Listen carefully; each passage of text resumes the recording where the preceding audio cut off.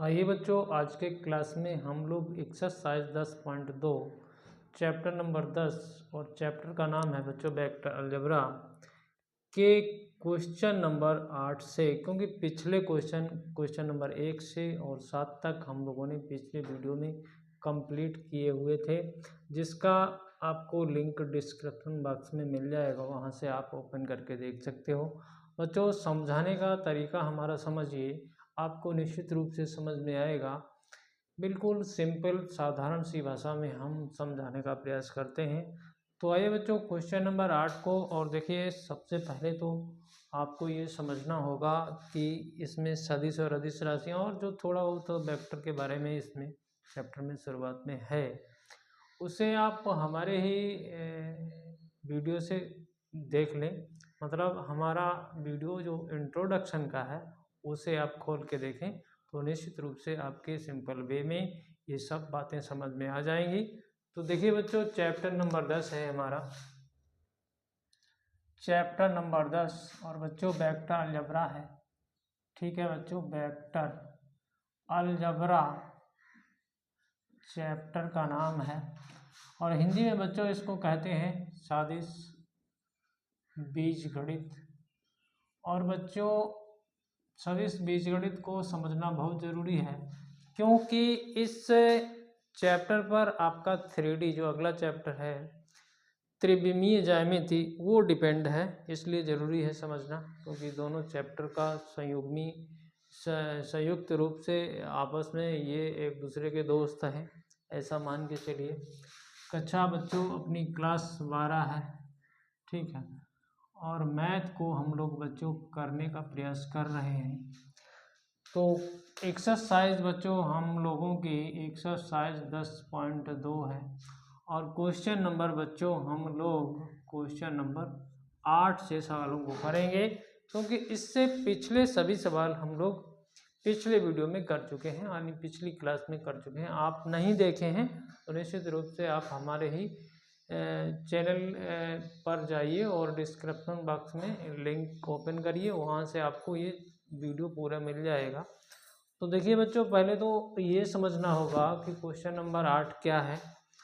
तो question number 8 में बिल्कुल सरल है, एक सदिश पी क्यू की अनुदिश मात्रक सदिश ज्ञात करना है, जहाँ बिंदु पी और क्यू क्रमशः 1, 2, 3 और 4, 5, 6 दिए गए हैं।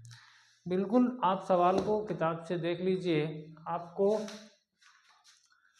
पी क्यू, पहले तो पी क्यू वेक्टर बनाना है। आपके पास पी पॉइंट है जो 1, 2, 3, और बच्चों एक क्यू पॉइंट है, कितना है 4, 5, 6, इतना दिया गया है सवाल में। और पी क्यू के अनुदिश मात्रक सदिश ज्ञात करना है। क्या ज्ञात करना है?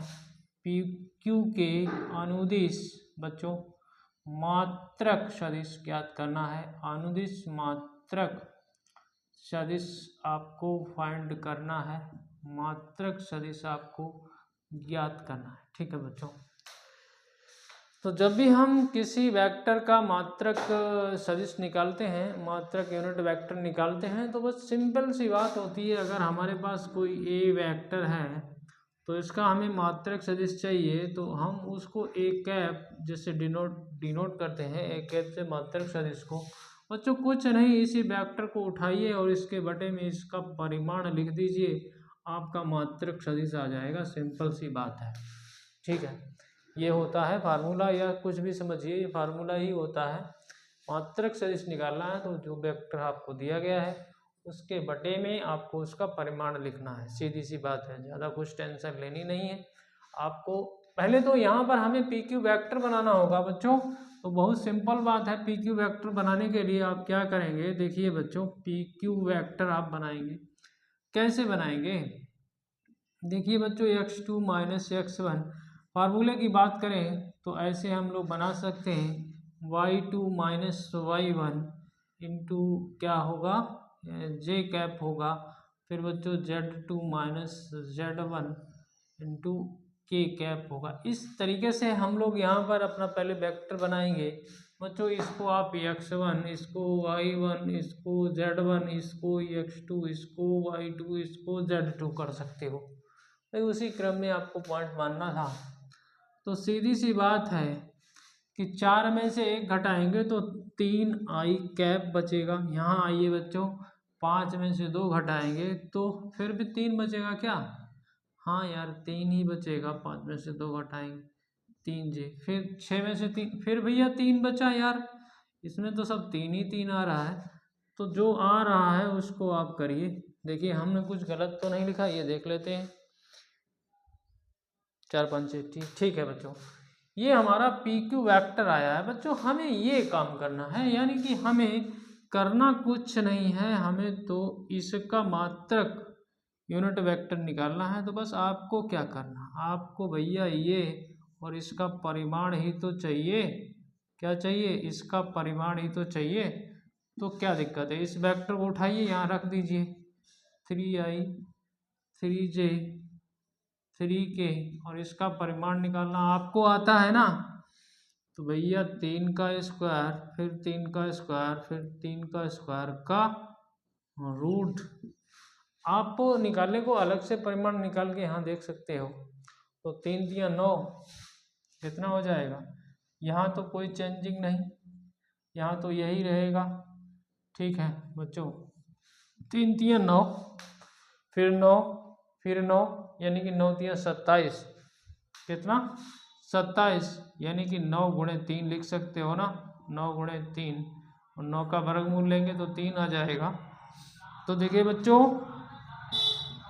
3i 3j 3k, यहाँ आपका हो गया है 3√3। ठीक है भाई, समझिए मेरी बात को, 9 का वर्गमूल ले लिया तो 3 आ गया। अब भैया इसके बटे कर दो ये, तो 3 से 3 कटेगा तो 1/√3 i बचेगा।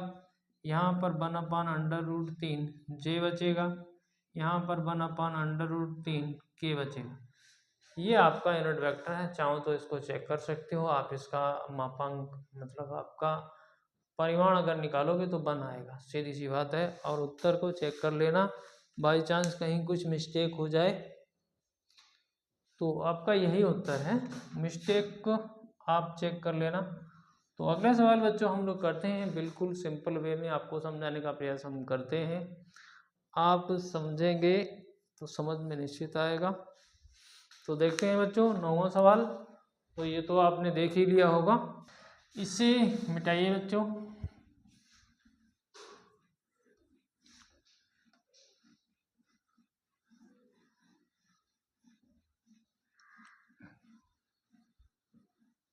नौवां सवाल, बिल्कुल 9वां सवाल देखेंगे बच्चों। 9वां देखेंगे, 9वें में है क्या पहले तो ये देखना है। तो देखिए हमारे पास पुरानी बुक है और इस चैप्टर में कुछ हटा नहीं है, ये पूरा चैप्टर आपको कंप्लीट करना है। तो अरे ये भी बिल्कुल सिंपल सवाल है, इसमें आपको ए वेक्टर दिया गया है, कितना दिया गया है? 2i - j 2k। ठीक है बच्चों, एक बी वेक्टर दिया गया है, यहाँ पर एक बी वेक्टर दिया गया है। तो देखिए बच्चों, -i + j - k ऐसा दिया गया है। और बच्चों सदिश a + b के अनुदिश मात्रक सदिश ज्ञात करना है। तो क्या दिक्कत है, सदिश a + b क्या करना है, करना जो है उसको देखिए, सदिश a + b, इसके अनुदिश मात्रक सदिश आपको ज्ञात करना है। बिल्कुल जैसे अभी सवाल किया था, बिल्कुल उसी तरीके से सवाल है। तो सबसे पहली प्रॉब्लम है, तो a + b कैसे किया जाए? अरे सीधी सी बात है, इनको दोनों को जोड़ दो तो a + b आ जाएगा, a + b निकाल दो तो भैया 2 और 1 माइनस का 1 है तो i बचेगा केवल पॉजिटिव। ठीक है, इसको जोड़ो, क्या हो जाएगा यार, इसमें तो माइनस है इसमें प्लस है, तो भैया यार 0j हो जाएगा। समझ रहे हैं ना मेरी बात? 2 और इसको जोड़ो तो k बचेगा, केवल k। अब आपको करना कुछ नहीं है, आपको इसी के अनुदिश मात्रक सदिश ज्ञात करना है। तो थोड़ा अच्छा दिखने के लिए आप लिख सकते हो सदिश a प्लस बी के अनुदिश मात्रक सदिश। कैसे आप करोगे? सीधी बात है। थोड़ी देर के लिए अगर हम इस a प्लस बी को, देखिए समझना है आपको तो हर तरीके से समझ सकते हो। c मान लें, c वेक्टर, तो बच्चों इसी c का आपको c का यूनिट वेक्टर निकालना है। तो सीधी सी बात है a प्लस बी ये, और नीचे इसी का परिमाण आपको रखना है यही तो फार्मूला बनेगा ना बच्चों। क्योंकि हमने a प्लस बी को c कह दिया, इसलिए हम यहाँ पर c लिए हैं। c का यूनिट वेक्टर निकालना है। तो भैया इसमें तो आपके पास i है, यहाँ पर 0j है, यहाँ पर प्लस का k है।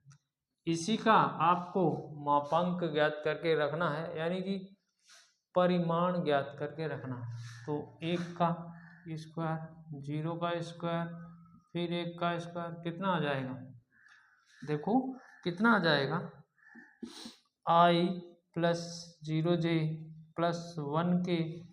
यहाँ पर बच्चों आपका 1 का 1 और यहाँ पर 1 का 1 √2 आ जाएगा, समझ रहे हो ना। तो यहाँ पर 1/√2 i हो जाएगा। ये 0 वाला छोड़ दो, कोई दिक्कत नहीं, 1/√2 k हो जाएगा। ये आपका बच्चों क्या है, a प्लस बी के अनुदिश मात्रक सदिश c कैप बराबर, ये बच्चों आंसर है। तो समझिए सवाल को, आपके निश्चित रूप से सवाल समझ में आएंगे, ऐसा हमारा प्रयास है। अगला देखते हैं।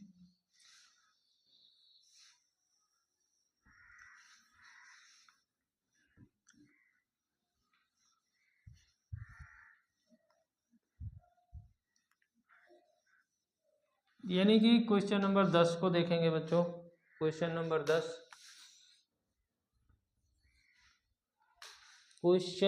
10 बच्चों देखें, सवाल को जरूर पढ़ा करें। देखिए बच्चों, अनुदिश एक वेक्टर दिया गया है कि अनुदिश एक ऐसा सदिश ज्ञात कीजिए जिसका परिमाण 8 इकाई हो। तो सपोज दैट हमने इसको ए वेक्टर ही मान लिया जो हमें दिया गया है। तो देख लेना बच्चों, आप किताब से पूरा सवाल देख लेना। 5i - j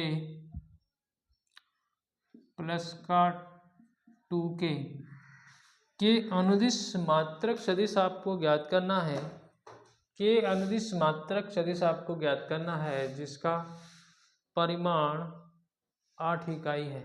ठीक, तो सबसे पहले तो मात्रक सदिश ज्ञात करने के लिए आपको इसका क्या करना होगा। देखिए सिंपल सी बात है। अरे भाई मेरे, आप लिख सकते हो, क्या लिख सकते हो, सदिश एक के अनुदिश, अरे थोड़ा अच्छा दिखने के लिए लिखना होता है, अनुदिश मात्रक सदिश। क्या करोगे, ए का यूनिट वेक्टर निकालना है। तो ए का क्या करना है, परिमाण नीचे भाग में कर देना है। ठीक है, करना है, ठीक है कर देते हैं।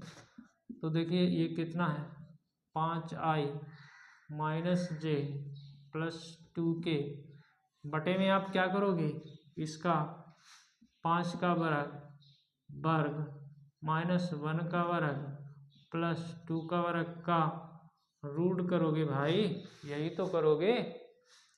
तो देखिए बच्चों, यहाँ पर कोई प्रॉब्लम नहीं है, ये सब आपको आता है, केवल आप समझते नहीं हो इसीलिए प्रॉब्लम है।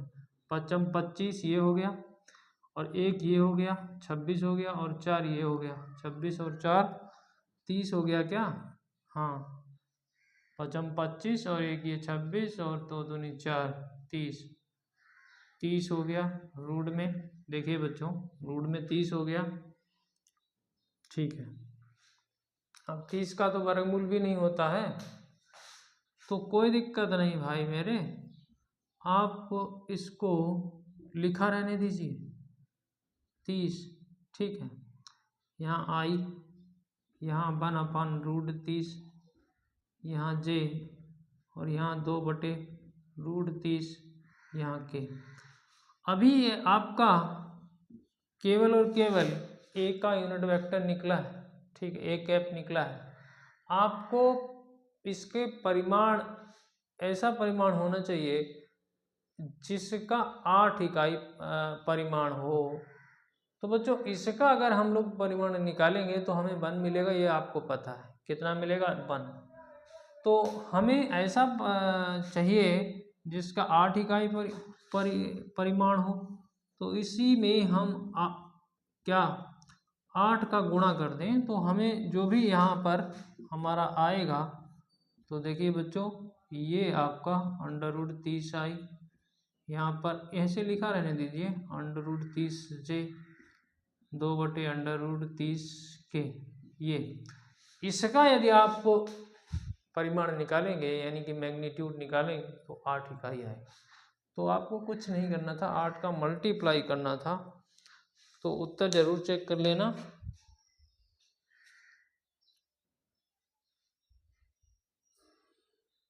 ठीक है बच्चों, अगर आप चाहो तो इसका गुणा कर सकते हो, 8 पंजे 40, 8 1 8, 8 दूनी 16, इतना आप कर सकते हो, कोई दिक्कत नहीं, आपका सवाल सही है। अगला देखते हैं बच्चों 11 नंबर। 8 का गुणा करना है। अब आपसे कोई सवाल कर देता कि 5 इकाई हो तो 5 का गुणा कर देंगे। आपसे कोई सवाल कर देता कि 10 इकाई है तो 10 का गुणा कर देते, जो हम लोग निकालते a का यूनिट वेक्टर, तो उसमें 10 का गुणा कर देते। अब क्या करना है देखिए बच्चों 11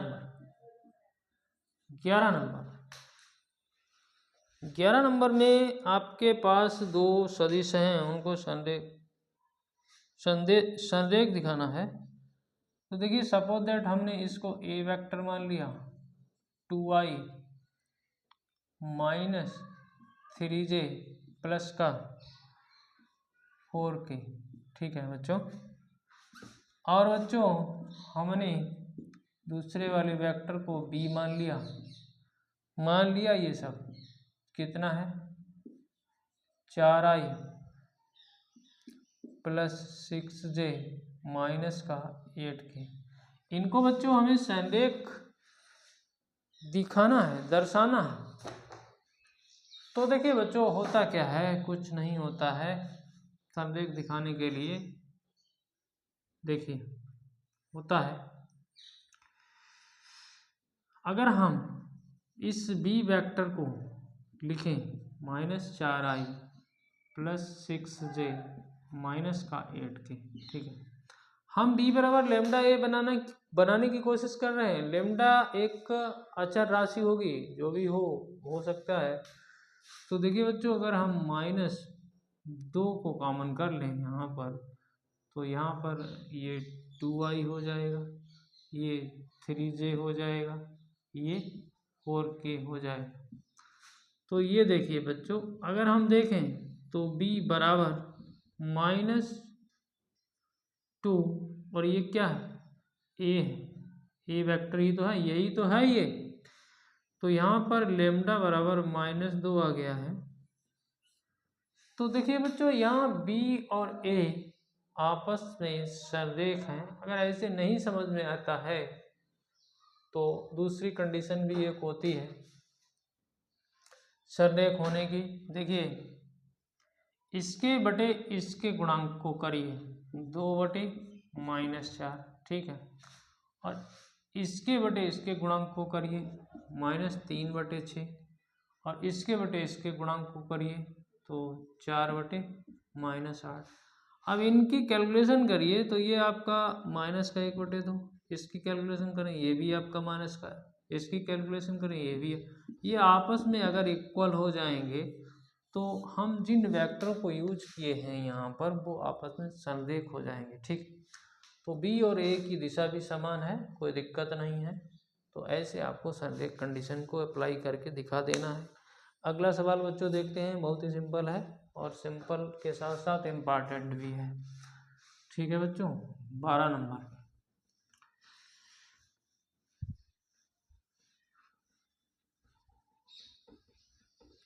देखिए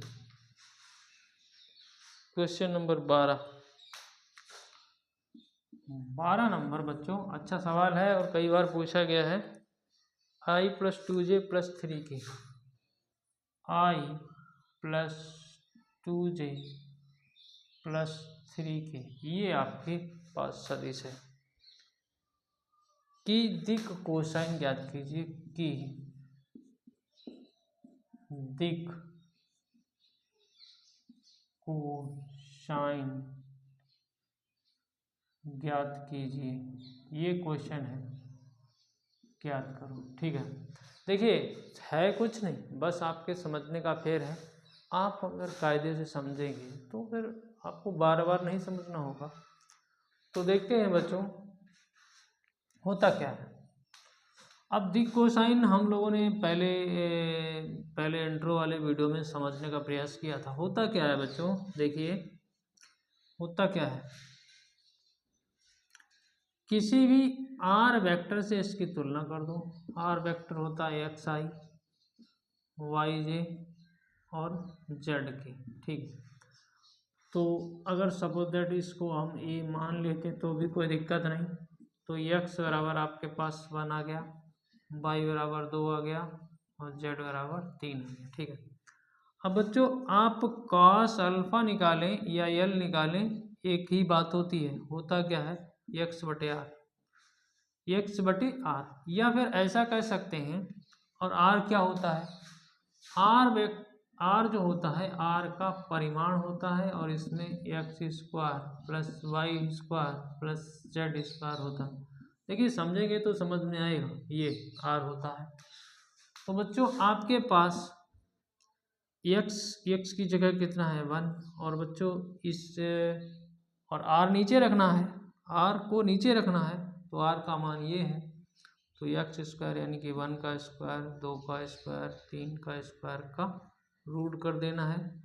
तो बच्चों 1 कितना हो जाएगा, 3 × 9 और ये 4 13 और 1 14, रूट 14 हो जाएगा।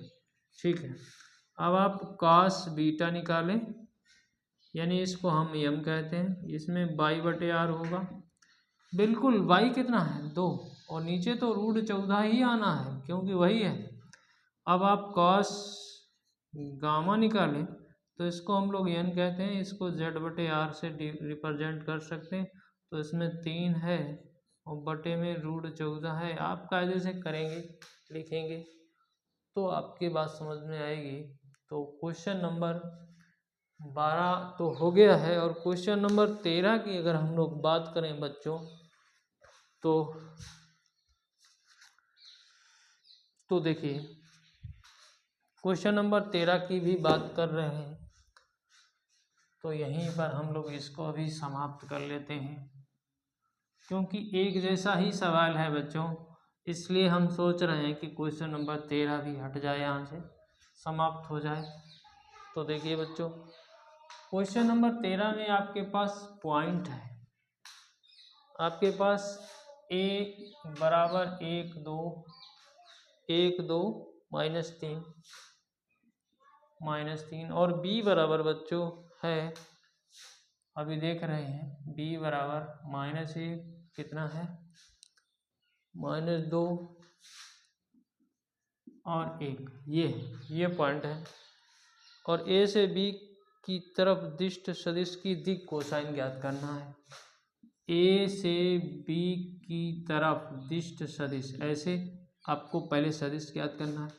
तो यानी कि 1 में से इसको घटाना है तो -2i हो जाएगा, यहाँ से इसको घटाना है तो -4j हो जाएगा, यहाँ से इसको घटाना है तो +4k हो जाएगा। ये आपका सदिश आ गया। ठीक है बच्चों, देख लो यहाँ से इसको घटाना है तो ये वाला माइनस का हो गया, पहले से माइनस, तो -2i। इससे इसको घटाना है तो ये माइनस का है, तो ये पहले माइनस, फिर माइनस लगेगा तो -4i। इससे इसको घटाना है तो ये प्लस का हो जाएगा 4k। आपको इन्हीं के कोसाइन ज्ञात करने हैं तो आप थोड़ा सा डायरेक्ट करेंगे तो कॉस अल्फा बराबर यानी कि यल बराबर -2 का वर्ग -4 का वर्ग +4 का वर्ग का रूट, यही तो करेंगे भाई।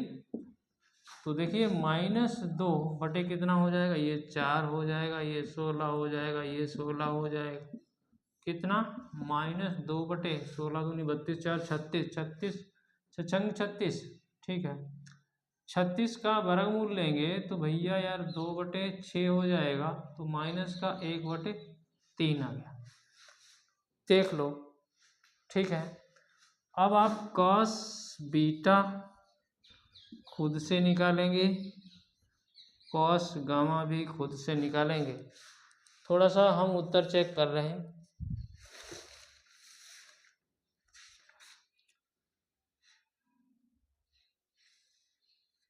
ठीक है बच्चों, आप निकाल लेंगे, कोई दिक्कत नहीं, आपका सवाल हो जाएगा।